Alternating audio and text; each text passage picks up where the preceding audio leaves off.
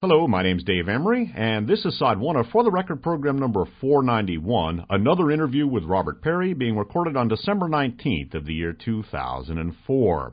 Once again, it's my pleasure and privilege to bring to our airwaves Robert Parry, the author of, among other titles, Secrecy and Privilege, The Rise of the Bush Dynasty from Watergate to Iraq. Robert, welcome back once again to our airwaves. Thank you.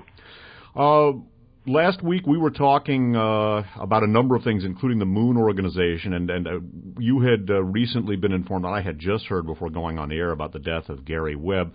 Before we get into the subject of the Moon Organization and its position of great power within the Republican right in the current administration, did you have any thoughts about Gary Webb's passing? I want to reference for listeners a couple of eloquent and substantive articles on Robert's website, consortiumnews.com, about Gary Webb's life and work. Is there anything that you wanted to comment on air about Robert, or anything you wanted to develop further about either of those articles, or any other comment of any kind that you wanted to make about Gary Webb? Well, no, I think, it is a tragedy that Webb's career and life was pretty much destroyed because he tried to get at a tough story. I know some people felt that it was not done perfectly, and I suppose there always are quibbles you can have with any story, but the larger point of what he was getting at was bringing the focus back on the Contra drug trafficking, which had occurred in the 1980s and which the Reagan-Bush administration had protected, was far, far more important than any quibbles over some details in his series. And instead of looking at the larger picture of the Reagan-Bush administration's guilt in putting geopolitics, in this case the war against the Sandinistas, ahead of serious and effective law enforcement of stopping cocaine trafficking where the Contras were involved, it's reached the point that should be the larger issue, not Gary Webb. But the sad thing was that the major news organizations, the Washington Post, New York Times, and the LA Times, focused on Webb and tearing apart his series and then tearing him apart, and failed to really do their job with the American in regard to the American people and hold the Reagan-Bush administration accountable for these very serious crimes of state that were committed. In which the CIA finally did acknowledge that in the fall of 98, the CIA Inspector General acknowledged that more than 50 Contra units or individuals were implicated in the drug trade, that the U.S. government knew about this as early as 1981, that the Reagan-Bush administration did not take action against them, that it essentially protected them for public relations reasons, and that this was allowed to go on. And when people tried to stop it, whether law enforcement people or members of Congress or people in the media, they came under pretty fierce attack. The great tragedy is that the major newspapers really joined in those attacks, and to the degree that they destroyed Gary Webb's career. And even when the CIA admitted there was a lot of truth to the general allegations he was making, the newspapers never really made that clear. They never went back and fixed the record and helped Webb get his career back on track. So it was a pretty awful situation, and that if it contributed to his suicide, that's a very big black mark on American journalism. Yeah, it is, and I also noted that the initial obituary reports, at least as carried in the San Jose Mercury, made a reference to self-inflicted gunshot wounds, plural. Then that changed, and I don't know if that was a typo or whether it was perhaps an indication of something else, but it just... Wounds, David.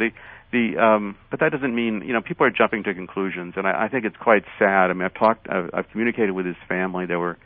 He wrote 2 letters, one to his kids describing why he was taking this step. He'd made preparations. I know there's a lot of murder conspiracy stuff bubbling around on the internet, but obviously everything has to be checked out and looked at carefully. But it doesn't serve memory well to people to get carried away with conspiracy theories. It just kind of makes a joke of it all, and And I think, well, one has to be careful and look and see what the facts are. People should not get ahead of the facts. Yeah, I know. I just thought I've been inundated with emails about that, and I did note that in passing. My own feeling is that what's significant here is that the man's career was murdered. You know, whether or not there was anything, but so he did. Apparently, he had. This does appear to have been a step that was considered, and that he just basically had gotten really, really down and decided to end it. In your opinion? Well, that's the way the family sees it, and some of his friends who did keep much closer tabs on him than I did. I've not really been in touch with him for some time, but he was apparently having money troubles, and he was apparently having to move because that's why the movers were there. He told them not to come in, to get 911 instead. So I think the evidence points to suicide. I mean, again, one has to look at the facts and see where they lead, but but I think people should not just start making a circus out of this. Yeah, I know, because I've just had people, saying, almost accusing me of covering up Gary Webb's death because I haven't discussed his murder. Well, first of all, I just heard about it just before going on air last week to record our last interview, and again, I noted the obits, but. It would seem to me that anybody of good conscience, I'm editorializing a bit, but that anybody of good conscience who had been through what he'd been through, and he'd also lost a job with the state of California, and with these very dark times, I mean, the second Bush administration doesn't figure to be a very good time for investigative reporting, and you noted in some of your articles for Consortium News that what would really appear to be at stake in connection with the 2004 presidential election is whether reality even matters to the American people. Well, I think we are facing that problem where much of what we are being fed isn't true, and Americans don't seem to hold the government very accountable for that. The Bush administration sold them on weapons of mass destruction, and so did much of the media, and even when we now know, or should know, that they weren't found, we still see these remarkable polls where significant percentages of Americans are saying that weapons of mass destruction were found, or that Saddam Hussein was involved in 9/11. And it's almost that there's almost a resistance, a kind of rejection of fact, a rejection of the whole empirical method of the age of reason. Mm-hmm. It's almost it sounds like a number of Americans have sort of crossed over into this idea of that faith and belief trumps information, and obviously for journalists that's not a very pleasant picture, because journalism is based on the concept of empiricism and examining the facts and following where they lead, and not just believing things out of faith, that it goes against journalism. And so if we reach that stage that we now don't, a significant part of the population doesn't even care what the facts are, it is a dark time for journalism and for reason. And the age of reason is what gave birth to this country. It was what our founding fathers drew upon when they developed the concepts that essentially looked at the idea of giving more and more power to individuals and rights to individuals, compared to what was in existence in Europe at the time, where there was both the idea of the divine right of kings and the power of the churches and religions, which had led to a number of wars. So in the United States, we opted for a different course. But it really came out of this idea that reason and fact and empiricism would allow the government to function for the better interests of the people. And if we're moving in a direction that rejects that, then yes, we're in we probably have some very dark times ahead. Yeah, and so all of which is to say that whatever the circumstances are concerning Gary's death, his career was certainly murdered, and these are times that are going to try, we'll update it, people's souls, particularly those people who do rely on, do have faith in the power of intellect and reason, as opposed to faith-based initiatives. How's that for a transition, Robert? One of the things we spoke about is sort of, a transition element from the subject of Contra cocaine, which, of course, Gary Webb was very heroic in covering, to an organization that wields tremendous power in this country and in the Republican right, the Moon Organization. which is something that a lot of people are aware of. They know it's a quote cult unquote, but it really is far, far more than a cult. It's a major power base with tremendous economic power, tremendous political power, and something which really isn't very well known. As sort of a transition element, let's very quickly review the cocaine coup, the Moon Organization's role in that, and how that spawned the Contra-Cocaine connection that Gary Webb so heroically explored. Well, I think it even goes back a little farther, going back to the origins of the Moon Organization. I mean, Moon was considered somewhat of an eccentric flake, even among some of the religious groups in South Korea. He had believed that he was the Messiah, and that his job was that Jesus had failed, and his job was to purify the human race. And initially by actually having intercourse with women, and he would still call it, the idea was blessing the womb. And this got him in some trouble in the early days, where he was considered somewhat of a sex abuser, and that was how he was just basically a small cult leader. But he made some very important connections to South Korean intelligence. Some of the people who were forming the KCIA, maybe because of the women being available in Moon's cult, were attracted to it and saw its usefulness. And when South Korea began to develop its post-war relations, which took a while with Japan, since they've been bitter enemies during that time, part of that was that the introduction of Moon to some powerful people in Japan who ran the Yakuza crime syndicates, particularly Sasakawa and Kodama.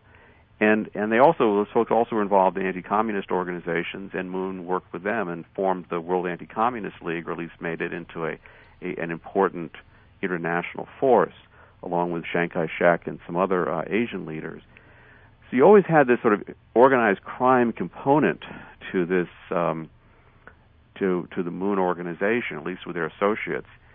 And when Moon moved on in the 70s to start operating in South America, he also hooked up with a number of right-wing elements, neo-Nazis in some ways, who also had gotten involved with both the heroin trade and the early cocaine trade, which was just beginning to develop as a drug of choice in that time frame. So in 1980, when some of these right-wing groups were trying to overthrow the government of Bolivia, they were working with the Argentine intelligence services, and the Moon Organization comes in with the World Anti-Communist League, and they help support and fund this coup in Bolivia, which involved some neo-Nazis, involved even old Nazis. Klaus Barbie was a figure in the coup. He had been working with Bolivian intelligence and joined the military folks in helping to overthrow the government, and it was very bloody, and a number of government officials were executed and tortured. And essentially, Bolivia was turned over to the cocaine industry, and it became the secure source of raw cocaine that was then shipped to a place called Medellin in Colombia. And that was the original source of cocaine for the Medellin cartel, at least significant, very secure supply route for the cocaine. And of course, the Medellin cartel then pioneered this idea of how to make it into a big business and ship it heavily into the United States. So even at that early stage, some of the people who later became involved with the Contras, in particular the Argentine intelligence services, were hooked up here. And some of the Argentine intelligence officials who had helped with the cocaine coup and were involved in the money laundering for the cocaine trade moved on to Honduras and set up operations to help the Contras. This was the early stages of the Contra War in the 80-81 time frame. And some of them later testified that they were involved in this, and that there was a testimony before the Parry investigation in the latter part of the 1980s, where one of the Argentine officers described his role in conducting these operations and to using the money laundered through Miami to both fund the cocaine coup operation in Bolivia and then to help with the Contras. So you had, even in those very, very beginning stages, this corruption. And you also had Moon's role. I mean, Moon had sent one of his top lieutenants, Bohipac, to La Paz, the capital of Bolivia, to meet with the cocaine coup leaders, Pak said he raised a throne for Reverend Moon in the highest city in the Americas, La Paz. And so there was this very close relationship that continued for the early part of the 1980s between the Moon Organization and the cocaine coup government of Bolivia. Moon also during this time was suddenly very flush with money. His organization had always been implicated in money laundering operations, and that had really gotten him into some trouble. He ended up, because of a congressional investigation in the 70s, into the so-called Koreagate affair, which was an influence buying scheme by the Korean government. One of the Korean government's conduits for that influence buying was the Moon Organization, and that information then led, in the early 80s to his indictment and prosecution on a tax evasion charge. But really, the core of it was that money was coming in that was not being properly handled, and the U.S. government in these investigations could not really track its source. This money was being laundered into the United States and being put to use for political and other purposes. And so that's where we ended up, at least by that point, where Moon is very flush with cash. No one seems to know where it's coming from. He then opens up the Washington Times in 1982, which is an important element in what becomes the conservative news media, which in the early 80s was really just forming.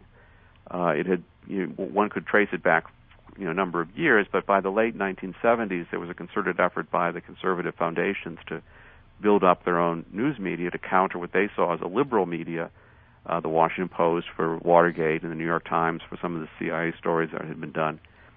So the idea was to build up that, and one of the big elements was the Washington Times, which gave the conservatives a daily outlet for their information, and a way also to spread money around in Washington. They would pay people for columns and for articles, and so they could put money in the pockets of some political figures. Moon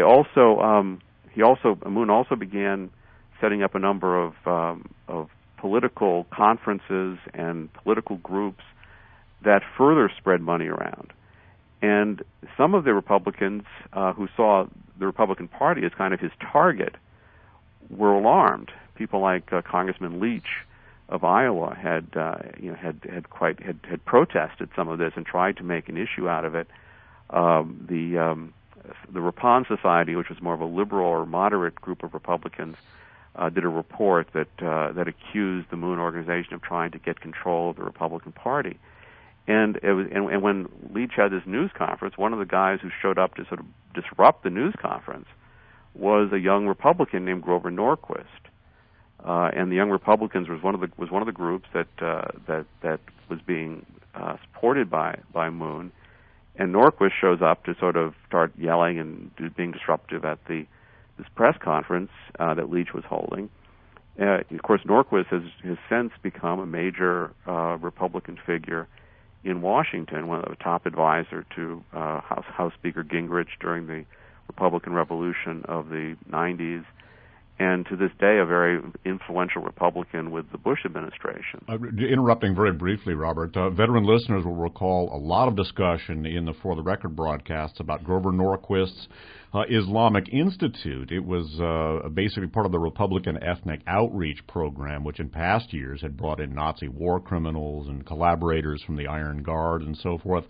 And in the wake of 2001, September 11, 2001, it eventually emerged that some of the people associated with Norquist's Islamic Institute were people who had connections to the Muslim Brotherhood, people who had connections to the Bank Al-Taqwa, which was founded by a former Third Reich intelligence agent, Youssef Nada, and which was, according to official investigations, the major repository for Al-Qaeda money. And yet, you talk about Teflon. It just doesn't seem that this kind of stuff sticks. That outrages beyond anything.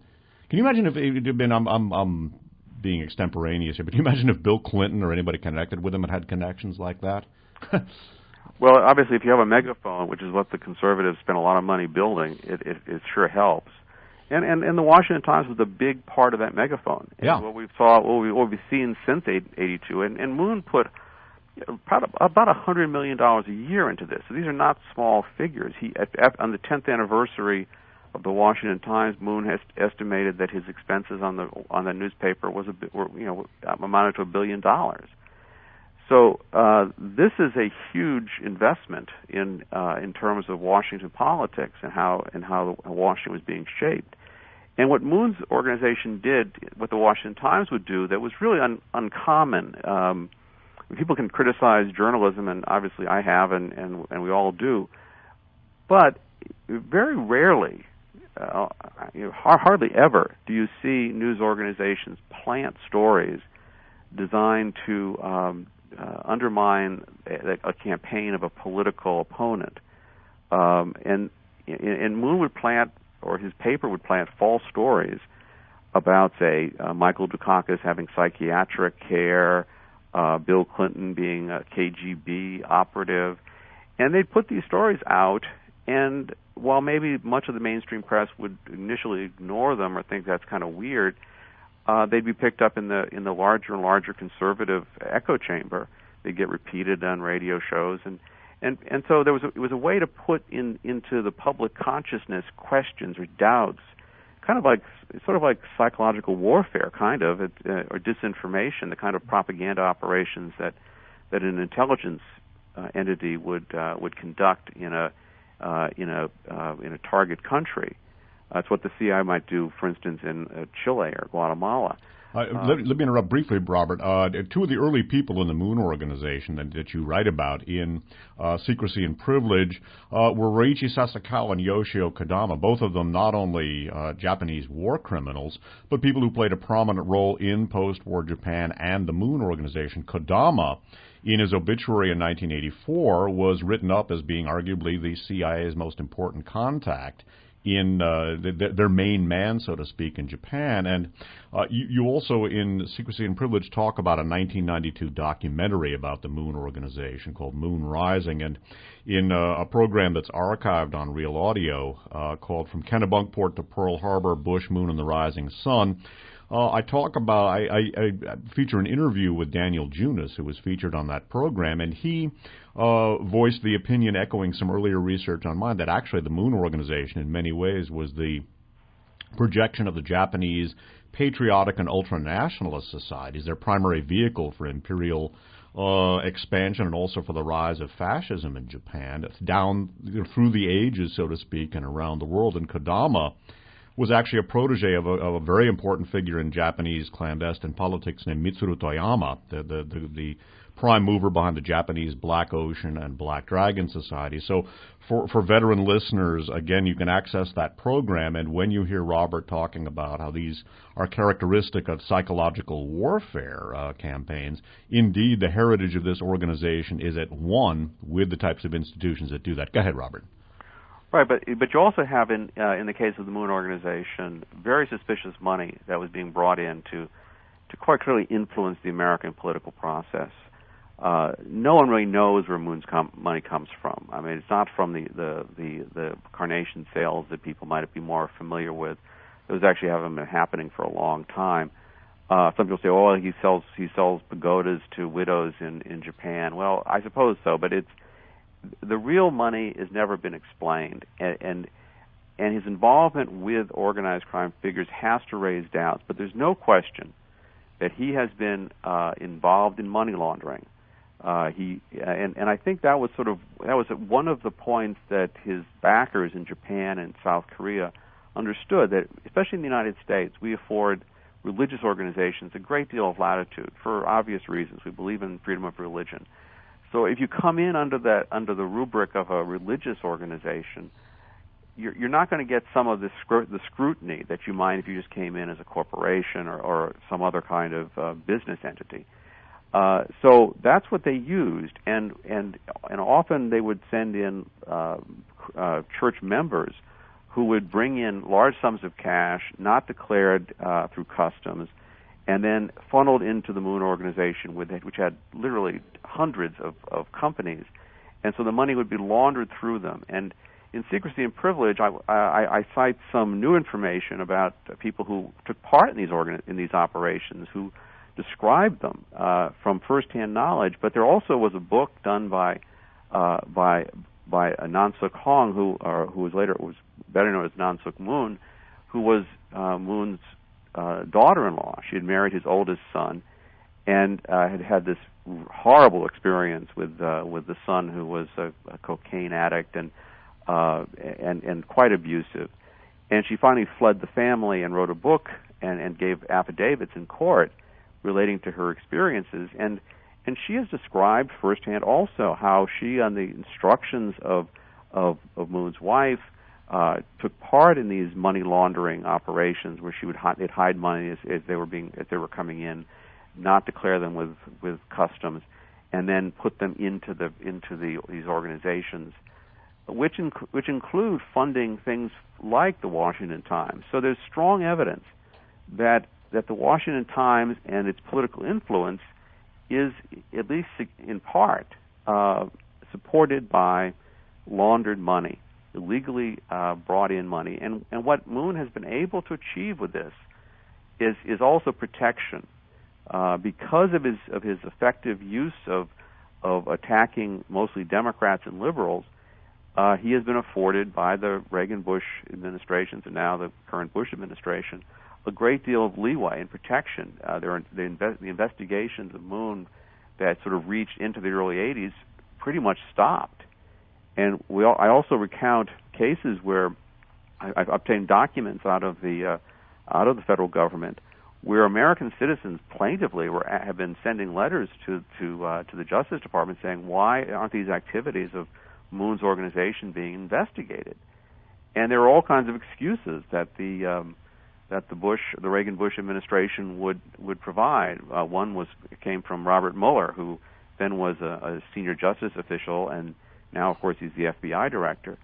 And he offered some excuse because Moon had gotten a green card, and there always were reasons why they felt that Moon could not be investigated, despite this firsthand evidence of continuing criminal activity.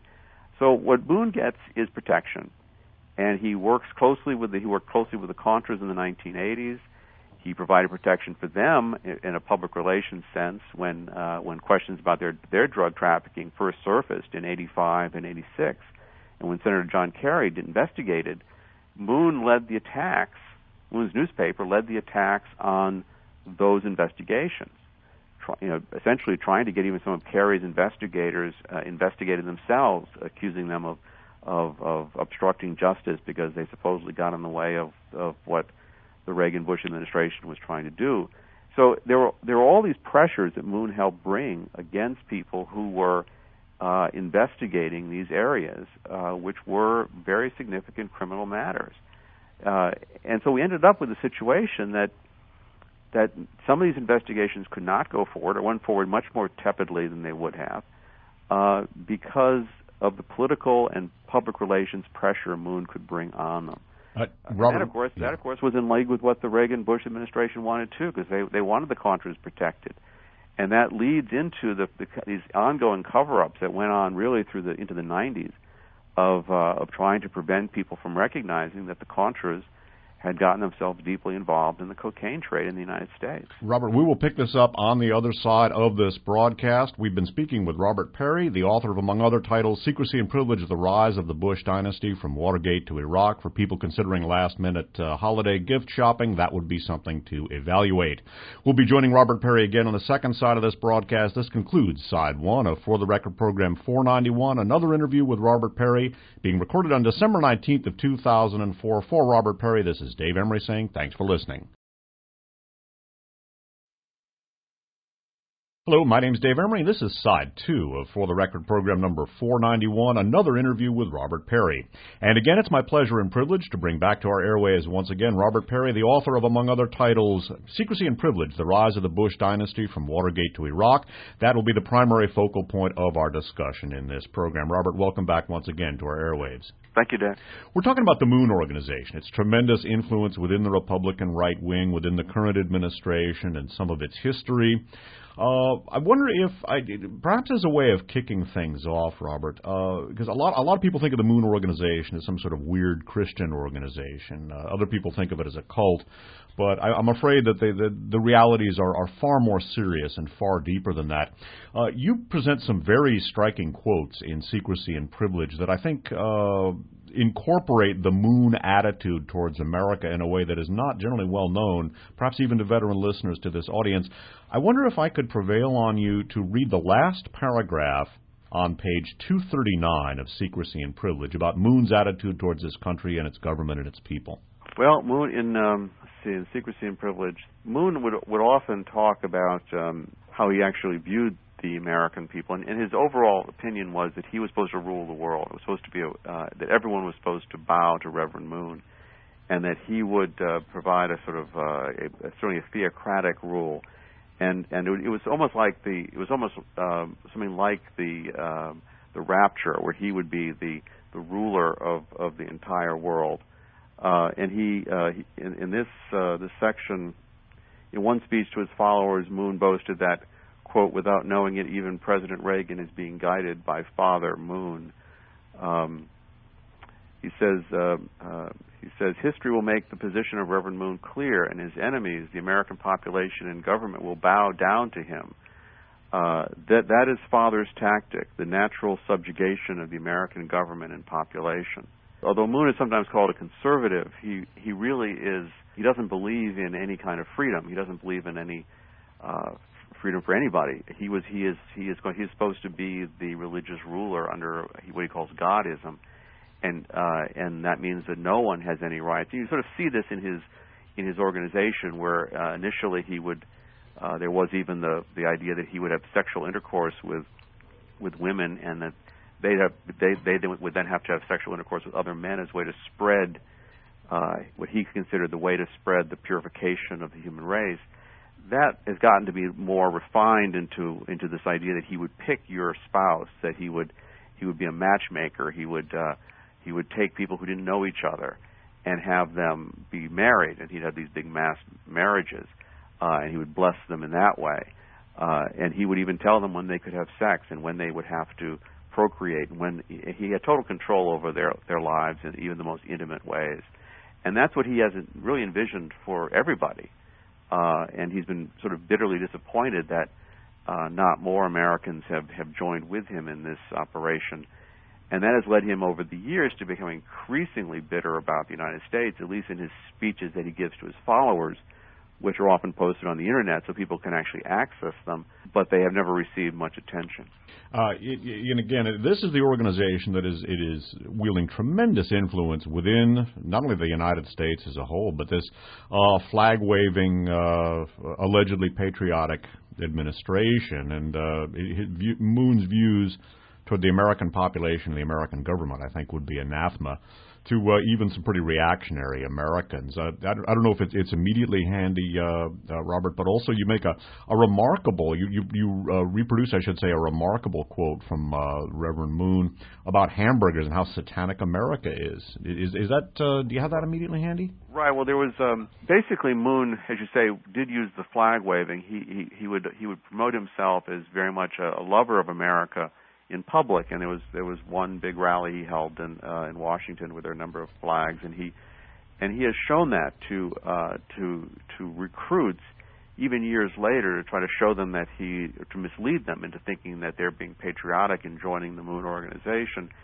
And one person he recruited through these techniques was a New York University freshman named John Stacy in the 1990s.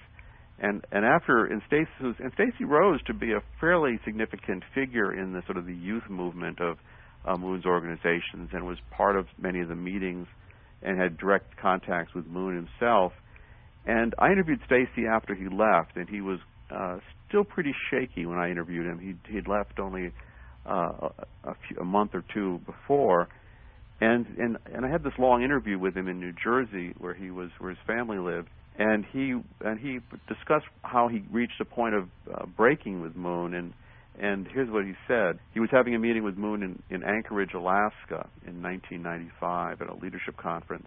He says, Reverend Moon looked at me straight in the eye and said, America is satanic. America is so satanic that even hamburgers should be considered evil because they come from America. And Stacy said he thought, hamburgers, my father was a butcher, so that bothered me. I started feeling that I was betraying my country. In the church, it's very anti-Jesus, Stacy said. Jesus failed miserably. He died a lonely death. Reverend Moon is the hero that comes and saves pathetic Jesus. Reverend Moon is better than God. That's why I left the Moonies, because it started to feel like idolatry. He's promoting idolatry. And so that was the view of someone who actually had risen fairly quickly and into a point of some leadership in the organization.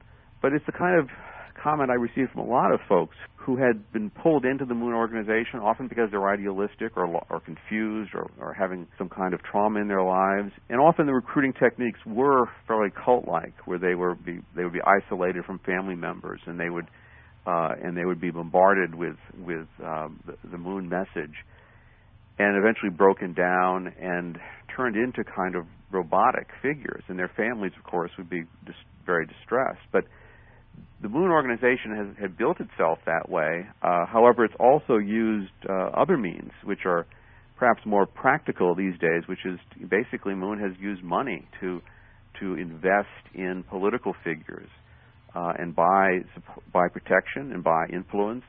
One of the people that he's given large sums of money to, certainly in the hundreds of thousands, and one person said up to $10 million, was former President George H.W. Bush, who continues to give speeches on Moon's behalf. And even Barbara Bush, the mother of the current president, has been part of those efforts to get money from the Moon organization. So, I mean, it's a way for Moon to both show he's powerful because he has these important people around him, and also to buy influence with them by giving them, in the old-fashioned way, by giving them money. Review for us Jerry Falwell's benefits at the hand of Moon. Well, Falwell, of course, is sort of a typical case. Many of the conservatives fell into Moon's orbit when they were having financial troubles, because Moon had this seemingly unlimited amount of money, and in talking to conservatives, they don't really want to know where the money comes from, because they think they might know the answer. They're concerned that it's been money laundered into the United States illegally. They're aware, at least dimly, of Moon's unsavory connections in South America and Asia. They probably, down deep, wonder if it is drug money. It's certainly one of the likely sources, original sources at least, of some of the money, even if his main role is to launder it, not to actually deal in those direct illegal ways. So you have all this money coming in, but conservatives have found it very useful, especially when they're desperate, to turn to Moon. In the case of Falwell, he had sold a number of bonds to build Liberty University, which is a Christian right school in southwestern Virginia, and he was on the verge of bankruptcy with it. I was able to find through IRS records that one of Moon's organizations had then given it was a couple $1 million to a nonprofit also in southwestern Virginia, run by two people who in turn turned around and bought up the debt that was on the verge of going bad for Falwell and for Liberty University, and they basically forgave him this debt. And what they did is because the debt was being sold at such a fraction of its original worth, they were able to buy up a significant amount of Liberty University's debt and then hand it back to Falwell to forgive. So Liberty University was saved by this money, and the money came indirectly from the Moon organization. The losers in this were these well-meaning Christians who had, especially in Texas, who had been approached with these bonds to help support Liberty University. So they bought these bonds and then eventually sold them for only a fraction of their value, and they ended up going back to Falwell through this circuitous route. So Falwell made out very well, but the original source of the money that saved him was the Moon organization. I guess one could say that God helps those who help themselves, huh? And he was helping himself. One of the early investigations into the Moon organization was the Koreagate investigation, or so dubbed by the popular press. Tell us about that in Tongson Park, and what was the ultimate disposition of Congressman Fraser's investigation? Well, as you noted, in the latter part of the 1970s, Congressman Fraser conducted an investigation into South Korea's efforts to buy influence in the U.S. government. South Korea obviously was very dependent on U.S. military protection. Its government was concerned, especially after Vietnam, that the U.S. might lose interest in doing so. If you remember at the time, President Carter was even talking about reducing the numbers of American troops stationed in South Korea. So that's the backdrop, and what happened was the Korean CIA, the KCIA, set about, and the U.S. government intercepted many of their messages to use different organizations in the United States to buy influence, and they were going to target the media, they were going to target the Congress, and they were going to target academia in the United States. And so they began various programs to provide money, support for members of Congress. They even provided women who were made available to some members of Congress. The most prominent South Korean figure was Tongsun Park, who was a bit of a playboy, or at least the person who was able to show people a good time and had politicians over to a fancy club in Georgetown, and used those kinds of methods to build some influence. But what the Fraser investigation also discovered was that another less known tentacle of this operation was the Moon Organization. And so Fraser and his investigators were the first ones to sort of put together how Moon had developed as an entity of Korean intelligence, and how Korean intelligence had put Moon in touch with key figures in Japan who provided him money, and some of them were involved with the Yakuza crime family, and how Moon then was able to bring money into the United States and spread it around. Interestingly, the three targets of Moon's organization have been Congress, or the political system, the media, through the Washington Times and through a number of media conference organizations that he sets up, and academia. He was involved in investing in schools, including Bridgeport University in Connecticut. So you have Moon essentially seeming to execute a plan that the U.S. government found was part of a scheme put together by Korean intelligence. And this was exposed in the late 70s, but a number of right-wing groups, including Terry Dolan, who was then running a company called NICPAC, went after Fraser, attacked him, tried to find irregularities in his investigation, which is sort of a practice we've seen over and over again, where these attackers will zero in on little tiny mistakes. You know, in the case of Fraser, he had given some advances to some people who would come to work for his committee, and that's technically not supposed to happen. You're supposed to wait till they've done the work. But, you know, it's common in business, but it was that kind of thing they went after and tried to put Fraser on the defensive, that he was accused of being a communist sympathizer, and he was trying to run for another office in Minnesota and lost. And so Moon was able to eliminate one of his adversaries in a technique that we have seen now repeated over and over and over again, which has, in a sense, changed how U.S. politics works. Veteran listeners will recall early discussion of the Moon Organization from a wonderful book called Gifts of Deceit by the late Robert Bocher, who was Congressman Fraser's aide in the Koreagate scandal, by the way, overseen and to a certain extent attenuated by Leon Jaworski, the Watergate special prosecutor. Robert Bocher wrote a very good book called Gifts of Deceit about the Moon Organization, tracing its history and many of the things that you touched on. Then later he, in something that's sort of reminiscent in some ways of Gary Webb's passing, he went off the roof of a building in New York City, whether he jumped, fell, or was pushed. I don't think there was ever any finding, formal finding in that investigation, but it just a disturbing footnote to this. In the recent presidential campaign, there was one of a number of media blitzkrieg, so to speak, against John Kerry, was the Sinclair Broadcasting Network's echoing of the Swift boat veterans. And somebody who had gone to, one of the things that you related on the consortiumnews.com website was that a guy named Carlton Sherwood, who was a primary figure in the Sinclair Broadcasting attack on Kerry, also had previously been something of a spear carrier for Reverend Moon. Tell us about Carlton Sherwood, how he figures into Sinclair Broadcasting, and what he did on behalf of Moon. Well, Carlton Sherwood was one of these figures in the early 1980s, mid-1980s, who came to the defense of Reverend Moon. Moon at the time, because of the investigation that Fraser had done, some of that material was then turned over to prosecutors.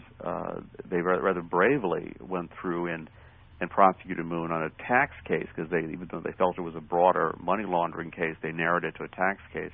Moon's conservative defenders started rallying to his defense and saying he was being persecuted. Carlton Sherwood, who then went to work for Moon at the Washington Times, did perhaps the most comprehensive defense of Moon, an attack on both the Fraser investigation and on the prosecutors who were involved in prosecuting Moon up in New York for the tax case.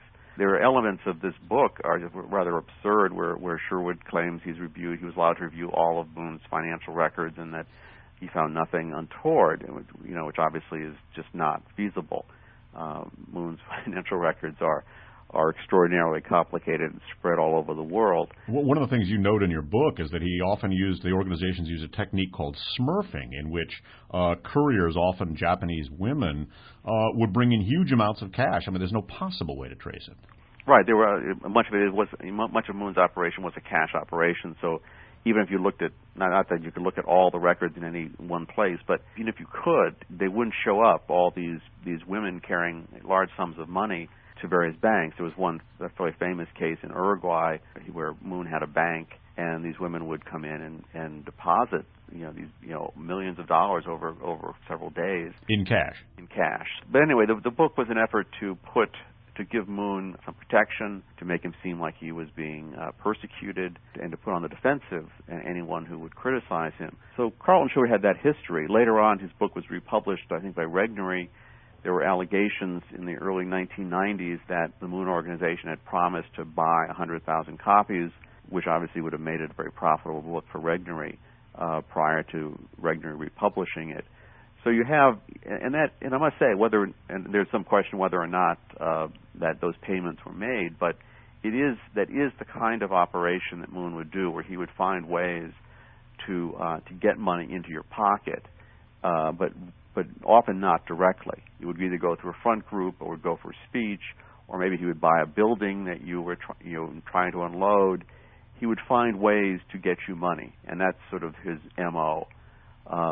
So it would certainly fit with that, although I think Regnery has denied that that's how it was done. But anyway, the book was published and was used to whitewash Moon's role in these influence buying operations. And Carlton Sherwood then surfaces this past year, having done a documentary attacking Kerry, essentially calling John Kerry a traitor. And that was the documentary that the Sinclair broadcasting system wanted to air, and was going to order all its stations across the country to put this on. It was considered such a piece of propaganda and so unfair that stockholders at Sinclair rebelled and tried to get Sinclair to back off. Sinclair ultimately broadcast elements of the documentary, but not the documentary in its entirety.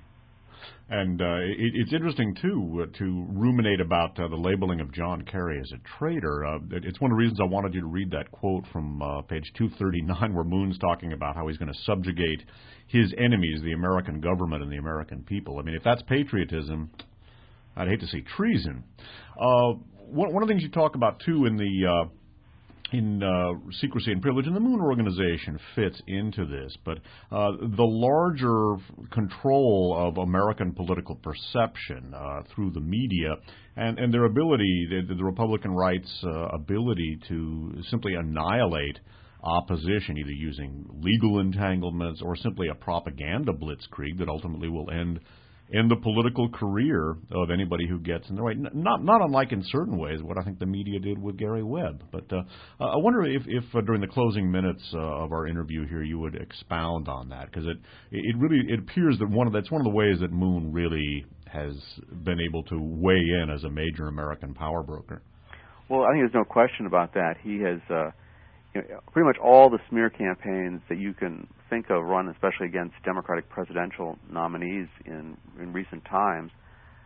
The Washington Times has either played a primary or a secondary role in, whether it be trying to present Michael Dukakis as someone who was under psychiatric care, a story that was so false that the reporter whose name was put on it, Gene Grabowski, resigned over it.